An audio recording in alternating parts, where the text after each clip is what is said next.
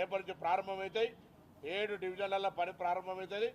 మేము ప్రజాపాలన యొక్క కార్యక్రమాలను ప్రజాపాలన లబ్ధి పొందుతున్న ప్రజల దగ్గరికి మా కార్యక్రమాలను తీసుకుపోతాం. వాళ్ళ సమస్యలు ఇంకా ఏమైనా ఉంటే వాటిని పరిష్కరించే బాధ్యత కూడా మాదే.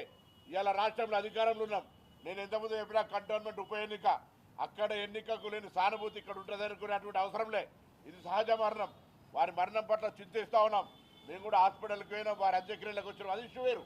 ఇవాళ ఈ రాజకీయంగా జూబ్లీ హిల్స్ అభివృద్ధి జరగాలి, ప్రజా సమస్యల పరిష్కారం కావాలనుకుంటే తప్పకుండా అధికారంలో ఉన్నటువంటి ప్రజాపాలన ప్రభుత్వం ఈ నియోజకవర్గ ప్రజల సమస్యలు పరిష్కారం కావడానికి ఈ ప్రజలకు ఇచ్చినటువంటి అవకాశం తప్పకుండా ఈ కాన్స్టిట్యున్సీ హైదరాబాద్లో ఉన్న అన్ని నియోజకవర్గాల కంటే ఎక్కువ అభివృద్ధి అయ్యేటువంటి అవకాశంగా ఉంటుంది. కాబట్టి అవకాశం వినియోగించుకునే విధంగా మా నాయకత్వం ప్రజల దగ్గరికి పోతాం.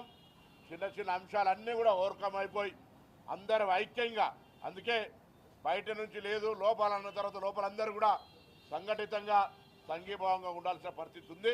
ఆ విధంగా ముందుకు పోతాం. ప్రధాన సమస్యలు అంటే కొంత ఇళ్లకు సంబంధించినటువంటి అంశం ఉంటుంది. పేదలకు సంబంధించిన స్లమ్స్ ఉన్నాయి, అక్కడెక్కడ కొంత వాటికి డ్రింకింగ్ వాటర్కి సంబంధించిన ఇష్యూస్ కూడా మెట్రో వాటర్ వర్క్స్ వాళ్ళతో మాట్లాడినాం. ఇటీవల బోరబండలో ఒకటి ఇనాగ్రేషన్ కూడా చేసుకున్నాం.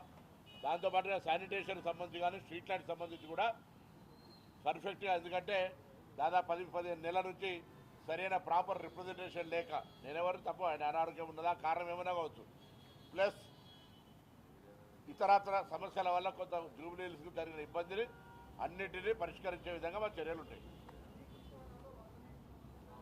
అది మొన్ననే మా గౌరవ వివేక్ గారు ఆల్రెడీ కార్యాచరణ తీసుకున్నారు. దానికి సంబంధించి కూడా కార్యక్రమం కొనసాగుతుంది.